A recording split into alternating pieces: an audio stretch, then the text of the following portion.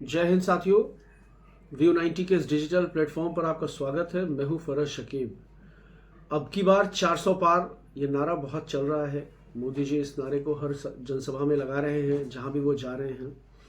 लेकिन इस 400 पार के चक्कर में वर्तमान भारतीय जनता पार्टी के नेतृत्व वाला एनडीए इतना बड़ा हो गया है कि वहां सीट शेयरिंग के लिए हर स्टेट में लगभग जूतम पैजार की स्थिति बनी हुई है।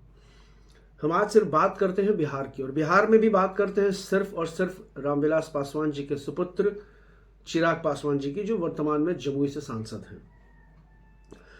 पिछली बार 2019 की लोकसभा चुनाव में जो सीट शेयरिंग का फॉर्मूला था एनडीए में, वो जेडीयू, बीजेपी और एलजेपी के बीच तय हुआ था। एलजेपी उस वक्त एलजेपी थी, रामविलास पासवान जी उस वक्त दिवंगत नहीं हुए थे, और जेडीयू बीजेपी ने 17 सीटों पर चुनाव लड़ा था और लोक जनशक्ति पार्टी को 6 सीटें दी गई थी, जिसमें से 17 बीजेपी ने जीती थी, 16 जनता दल यूनाइटेड के खाते में गई थी और 6 सीटें लोक जनशक्ति पार्टी ने जीती थी। इस बार जो एनडीए की स्थिति है वो जनता दल यूनाइटेड भी आ गई है, उसमें भारतीय जनता पार्टी है, जनता दल यूनाइटेड है, जीतन राम मांझी जी की हिंदुस्तानी अवाम मोर्चा है, उपेंद्र कुशवाहा जी की राष्ट्रीय लोक मोर्चा है, और अब लोक जनशक्ति पार्टी 2 हिस्सों में बंट चुकी है। रामविलास जी के निधन के बाद चाचा और भतीजे के बीच पार्टी का बंटवारा हो गया है।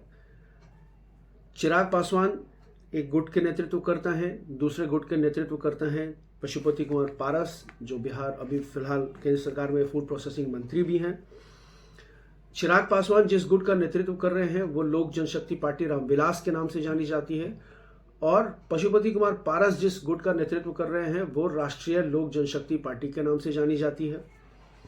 हिंदुस्तानी अवाम मोर्चा जो जीतन राम मांझी जी की पार्टी है वो भी एनडीए की सहयोगी है, घटक दल है। उपेंद्र कुशवाहा जी ने नई पार्टी बनाई थी, राष्ट्रीय लोक समता पार्टी, राष्ट्रीय लोक जनता पार्टी, लेकिन बाद में चूंकि चुनाव आयोग से उसको मान्यता नहीं मिली, चुनाव आयोग से उपेंद्र कुशवाहा जी की पार्टी को राष्ट्रीय लोक मोर्चा के नाम पर मान्यता मिली है। तो अब ये जो घटक दल है एनडीए के वो बिहार में इस तरह से हैं। अब यहां सीट शेयरिंग का फॉर्मूला इतना जबरदस्त फंसा हुआ है कि उसकी गुत्थी सुलझाते नहीं सुलझ रही है। और अगर हम ये कहें कि भारतीय जनता पार्टी का शीर्ष नेतृत्व अमित शाह से लेकर जेपी नड्डा तक हाँफ रहे हैं तो इसमें कोई अतिशयोक्ति की बात नहीं है।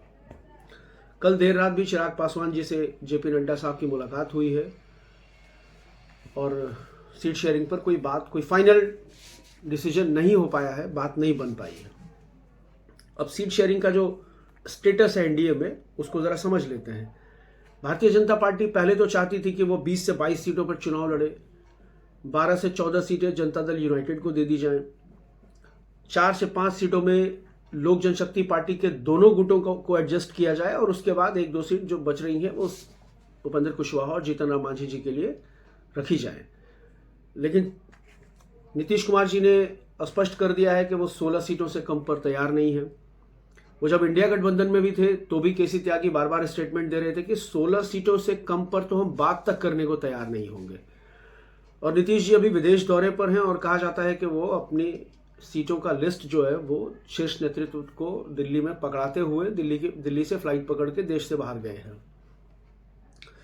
लेकिन उसके बाद ये खबर आई है कि जो जिन नामों का और जिन सीटों का की फहरिस्त जो है नीतीश कुमार ने संजय झा के माध्यम से शीर्ष नेतृत्व को भेजी थी, उसमें से बहुत सारी सीटों पर भारतीय जनता पार्टी के शीर्ष नेतृत्व ने लाल कलम चला दिया है, यानी काट दिया है उसको।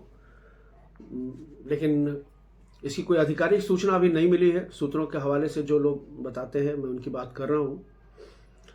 चिराग पासवान 6 सीटों से कम पर मानने को तैयार नहीं है।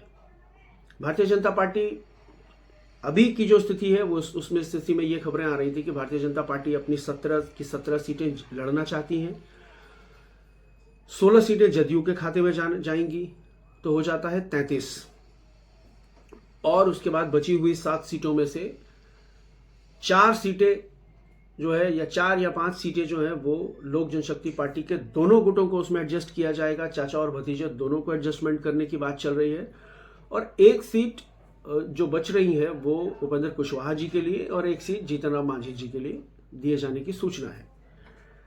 मांग जो है वो जीतन राम मांझी जी की 1 से 2 सीटों पर उनका दावा है।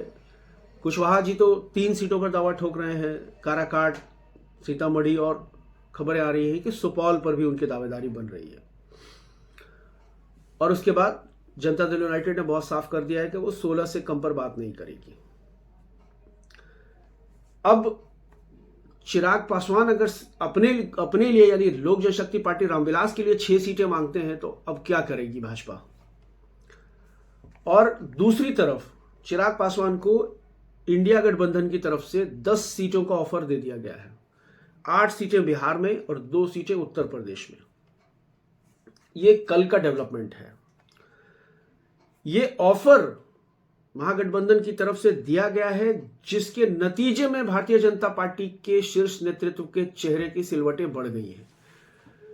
अब आप स्थिति समझिए कि रामविलास पासवान जी की लोक जनशक्ति पार्टी भले ही 2 गुटों में बंट गई है, लेकिन जो रामविलास पासवान जी का कोर वोट बैंक था वो चिराग पासवान के साथ है।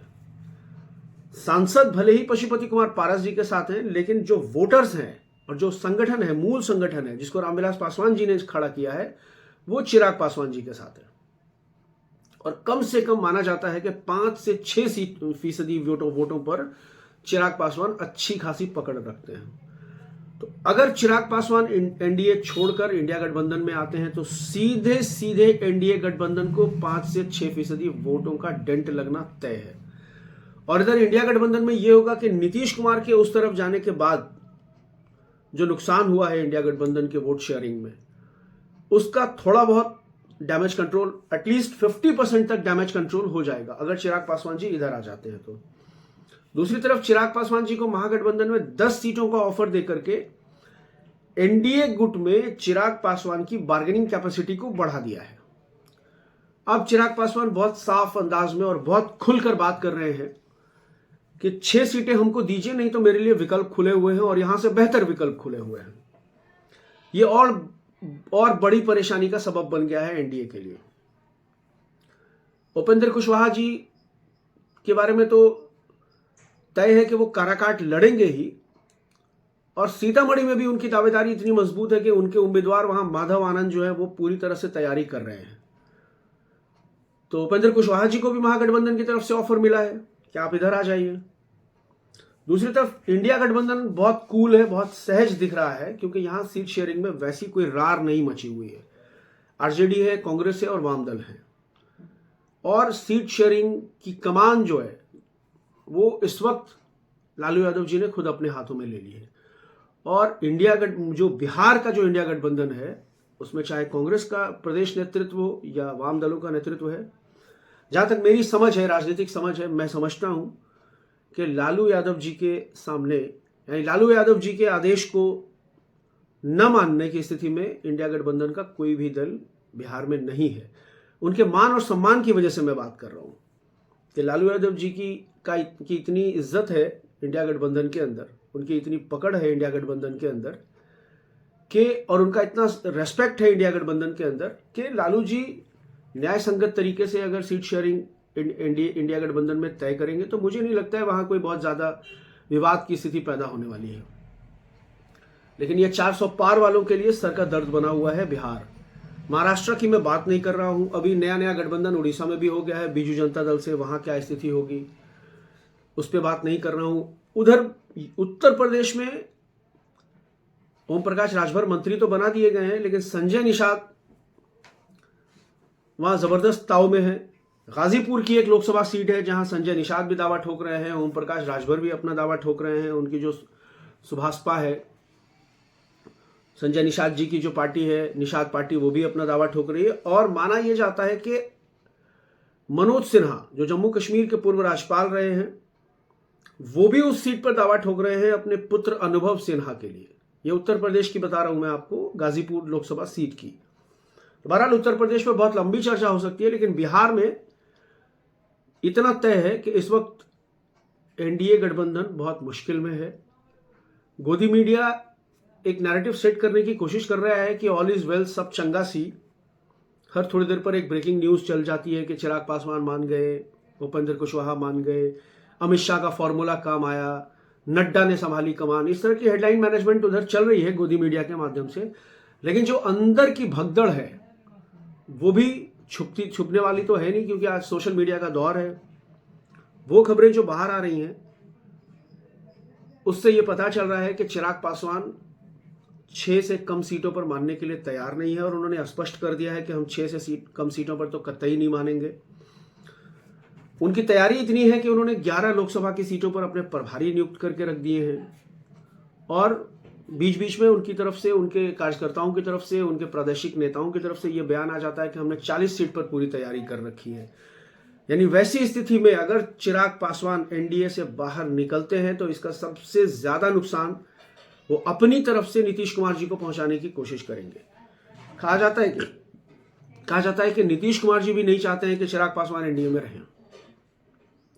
चिराग पासवान एनडीए में होंगे तो नीतीश जी भी असहज होंगे, और खबरें यहां तक आती हैं कि नीतीश जी ने गठबंधन स्विच करने से पहले ही भाजपा के शीर्ष नेतृत्व को यह बता दिया था कि चिराग पासवान को बहुत ज्यादा वैल्यू, बहुत ज्यादा भाव नहीं देना है। लेकिन बहरहाल इसमें कितनी सच्चाई है मैं उसकी पुष्टि नहीं करता हूं। फिलहाल जो दिख रहा है, जो नजर आ रहा है, वो यही है कि भारतीय जनता पार्टी के शीर्ष नेतृत्व, चाहे उसमें जगत प्रकाश नड्डा हो या कथित चाणक्य अमित शाह हो, उनके पसीने छूट रहे हैं, और वक्त का इंतजार कीजिए, देखिए होता है क्या। बहुत शुक्रिया।